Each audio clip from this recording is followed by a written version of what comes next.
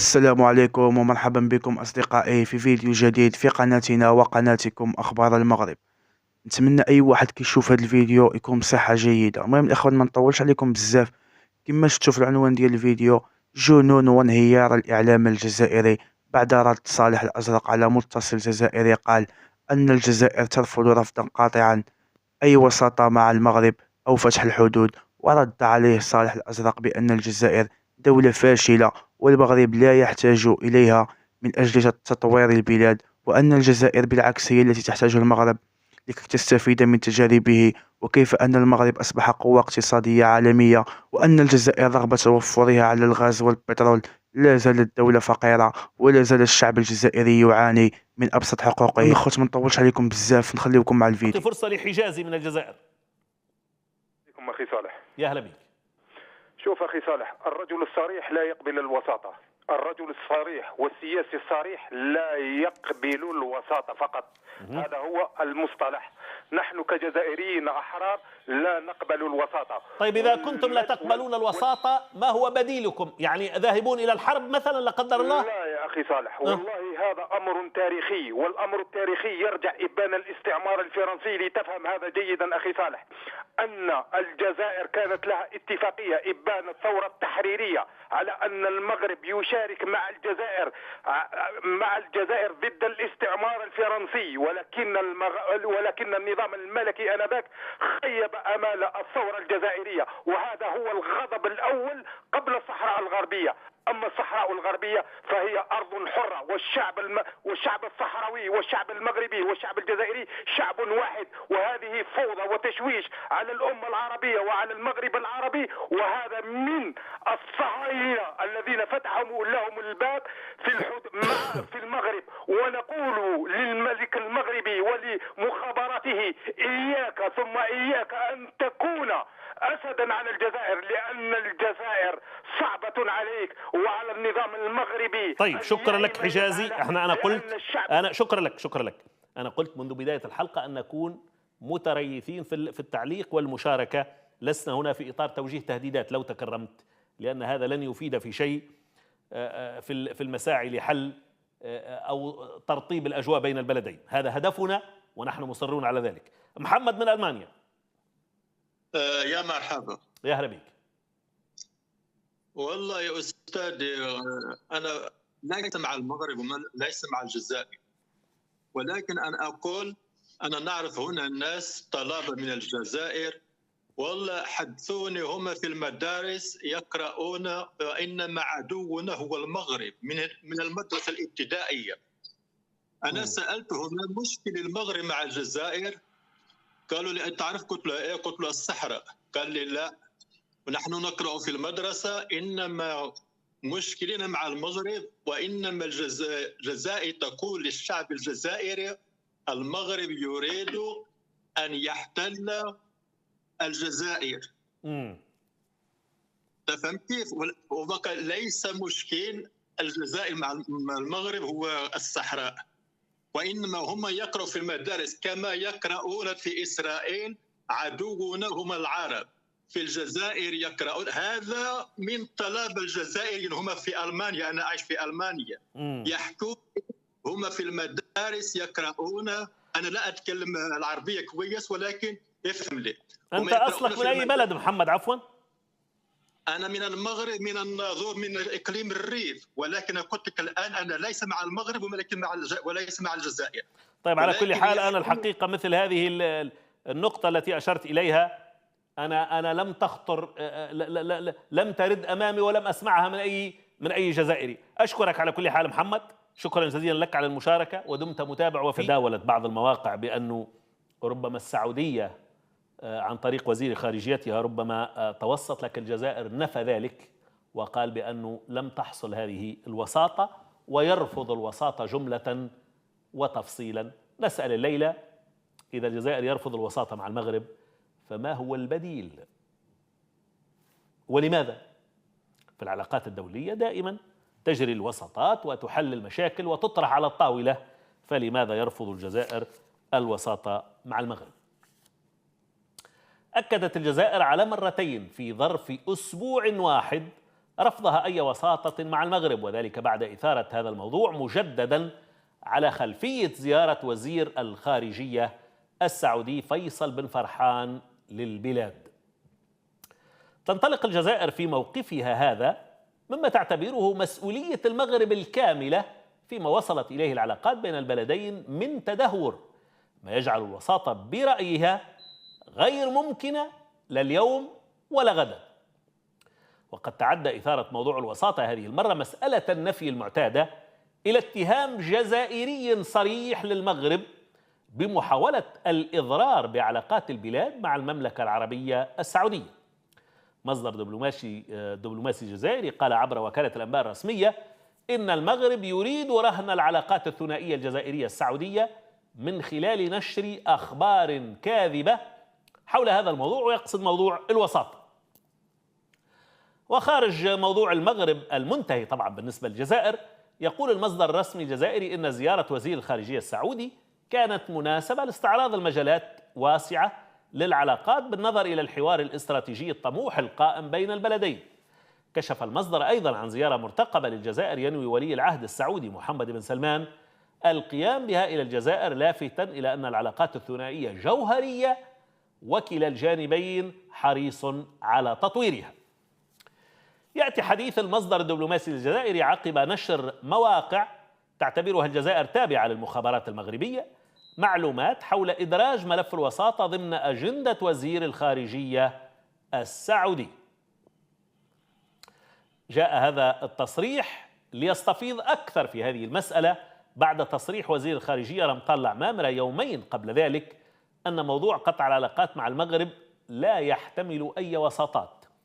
أغلق الوزير الجزائري الباب كليا حول هذا الموضوع قائلا لا توجد وساطة لا بالأمس ولا اليوم ولا غدا، لوجود أسباب قوية تحمل الطرف الذي أوصل العلاقات إلى هذا المستوى السيء المسؤولية كاملة غير منقوصة كما قال، والإشارة واضحة بالطبع للمغرب. الجزائر إذن وزير الخارجية ينفي وساطة سعودية لتطبيع العلاقات مع المغرب، ويؤكد أن فكرة الوساطة غير واردة بالنسبة لبلاده. الجزائر أيضا أكثر من ذلك تتهم المغرب بمحاولة الإضرار بعلاقاتها مع السعودية من خلال اختلاق مثل هذه الأخبار الكاذبة كما تسميها الجزائر. لماذا ترفض الجزائر الوساطة مع جارتها؟ وما هو البديل؟ إذا الوساطة مرفوضة يعني المصالحة غير ممكنة. طيب ما الحل؟ الخارجية إذن تؤكد رفض الوساطة مع المغرب، فما هو البديل؟ وبرأيكم ما مبررات رفض الوساطة أصلا؟ الجزائر تقول لأنه المغرب هو اللي يتحمل مسؤولية تردي هذه العلاقات إلى هذا المستوى. طيب وهل يمنع ذلك حصول وساطة؟ وماذا يريد بالضبط؟ إلى ما يوحي؟ إلى ما يرمز ربما أو يشير الجزائر بهذا؟ طيب على كل حال لا أدري إذا كان يريد الجزائر ربما أن يأتي المغاربة بأنفسهم ويعتذروا ربما على بعض التصريحات هنا وهناك، لا ندري، سنعرف. على كل حال مع ضيفنا الليلة الأستاذ فاروق طيفور أستاذ العلوم السياسية بجامعة الجزائر ينضم إلينا من الجزائر العاصمة. سيد طيفور مساء الخير. الجزائر ومرحبا. يا هلا بك. الجزائر من خلال وزير خارجيتها ومن خلال أيضا مصادر دبلوماسية أخرى تؤكد أن المغرب يتحمل المسؤولية الكاملة فيما وصلت إليه العلاقات، ما يجعل الوساطة غير ممكنة الآن وغدا. هل هذا المبرر كافي ومفهوم برأيك؟ لا. وزير الخارجية الجزائري هو تكرار لموقف الجزائري بخصوص قطع العلاقات مع المغرب للأسباب التي ذكرها في بداية ندوته الصحفية، وما تزال إلى اليوم هي نفس الأسباب، لم يتغير هنالك شيء، بل هنالك تداعيات أخرى جاءت بعدها سيتعلق الامر يعني تطور يعني الاستفزازات او الدعايه والدعايه المضاده من خلال يعني الاعلام يعني المغربي ويعني بعض النشطاء الجزائريين، وايضا يعني تطور العلاقات مع الكيان الصهيوني الذي يعني كان من ضمن اسباب وقف يعني العلاقات مع المغرب عندما صرح وزير الدفاع من المغرب في تهديد للجزائر. اعتقد ان ما اشار اليه وزير الخارجيه هو تكرار جاء في سياق فقط مهم جدا، وهو سياق زياره وزير الخارجيه السعودي الى الجزائر، على اعتبار ان السعوديه كانت وسيطه في بدايات يعني في ستينات القرن الماضي، عندما يعني كانت العلاقات متوتره بين الجزائر والمغرب، وتدخل يعني الملك فهد ويعني صيغه يعني وثيقه كامله. اعتقد ان هذا الذي وهذا بالفعل سيد طيفور ربما ما دفع الى التكهنات، على اعتبار بان الملك الراحل الملك فهد توسط حينها، وتوقع البعض بأن السعوديه الان ربما تقدم على هذه الخطوه. لكن على حد علمك السيد وزير الخارجية السعودي هل بالفعل جاء متوسطا أم لم يعرض تماما موضوع الوساطة؟ والله خلينا نكون يعني اكثر يعني موضوعيه وصدقيه فيما نقوله من معلومات. انا لا يعني معلومات الموجوده الان للطرفين، سواء كان في اللقاء الذي جرى ما بين وزير الخارجيه الجزائري والوزير الخارجيه السعودي. وزير الخارجيه الجزائري نفى نفيا قاطعا ان تكون محور الوساطه في العلاقات الجزائريه المغربيه كنقطه في جدول الاعمال، والوزير السعودي لم يتحدث عن الموضوع لا من قريب ولا من بعيد، ولذلك لا يمكن ان نتكهن بمثل هذه القضايا. هذا لا يعني اننا يعني من ناحيه المتابعه والتحليل العام للموضوع انه يعني لانه بعض النشطاء سيد طيفور، واعذرني على المقاطعه مره اخرى، بعض النشطاء قالوا ربما يكون المسؤول السعودي جاء راغبا في الوساطه، اما وجد صدا من قبل المسؤولين الجزائريين، أو لعله استشف من تصريحات المسؤولين أثناء ترحابهم بأنه لا رغبة في إصلاح العلاقة مع المغرب، فامتنع الرجل وأحجم على تقديم المبادرة. هذا لا يستطيع أحد أن يؤكده إلا وزير الخارجية السعودي على كل حال. هذا نقطة أولى أساسية رئيسية. جميل. أنا أعتقد أن السبب المباشر لمثل هكذا تكهنات هو ربما رغبة بعض الأطراف اللي هي خارج إرادة الطرفين يعني في مثل هذه القضايا، وتربط هذا الموضوع بانعقاد الجامعة العربية، وتربط هذا الموضوع ب يعني الزيارات المكوكية اللي يعني الآن تأتي إلى الجزائر من عدة أطراف، من الولايات المتحدة الأمريكية، من بعض الأطراف في الخليج العربي، التي تتحدث عن قضايا أخرى غير العلاقات الجزائرية المغربية. وأعتقد أيضا أن التغير في الموقف السعودي في مسألة الحرب الأوكرانية الروسية، أعتقد أن هذا أيضا مهم جدا في إطار العلاقات التي أصبحت فيها تحولات من النقيض إلى النقيض لمثل لبعض القوى يعني خاصة يعني الموقف السعودي الذي يعني الآن هو في نقاش